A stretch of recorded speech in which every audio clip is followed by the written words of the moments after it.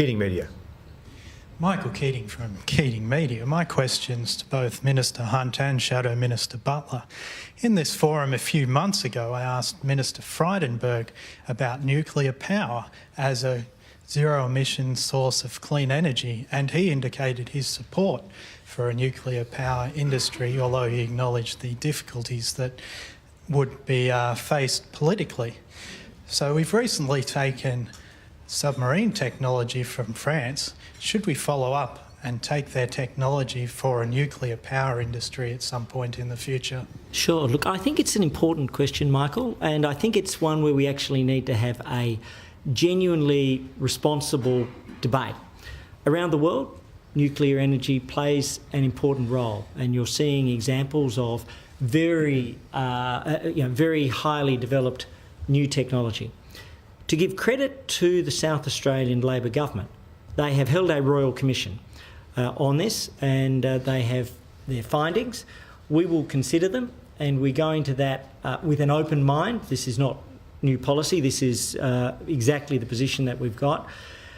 And we'll consider both community acceptance, the viability, and the mechanisms going forward. So it will be a careful consideration. This is one where I think we should try to be as bipartisan as possible, because that would never occur and should never occur unless there is bipartisanship. So credit to the South Australian government, and then we'll go through the consideration with an open mind.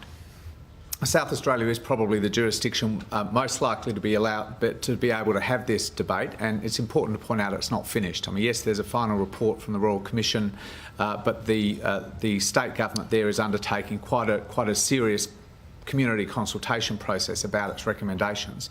Federal Labor has a very clear position about further involvement in the nuclear fuel cycle, including a ban on nuclear power in Australia. And I think the problem for advocates of nuclear power is not just getting over that hurdle, it is that the cost of nuclear power is not coming down. I mean, the most recent levelised cost study done by the CO2 CRC sees costs come down for a whole range of technologies. Solar thermal comes down substantially, wind and solar come down with or without storage. Nuclear power remains the most expensive power technology by a country mile now and well into the future. And I think, leaving aside the political challenges with nuclear power, the economics simply don't stack up.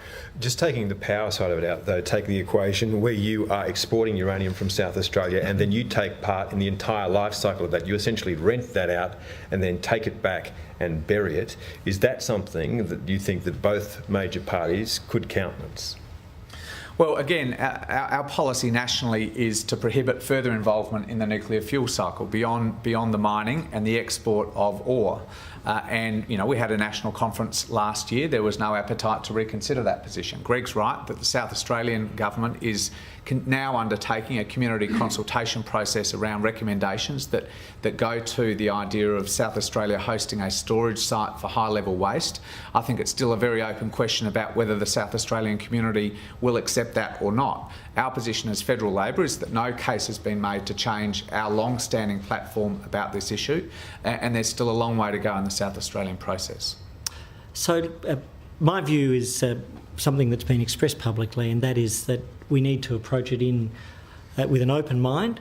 There is an important global question here. I think we are a long way from making any decision, but I respect the fact that Premier Weatherill has had the courage to take on his own side and to address this issue.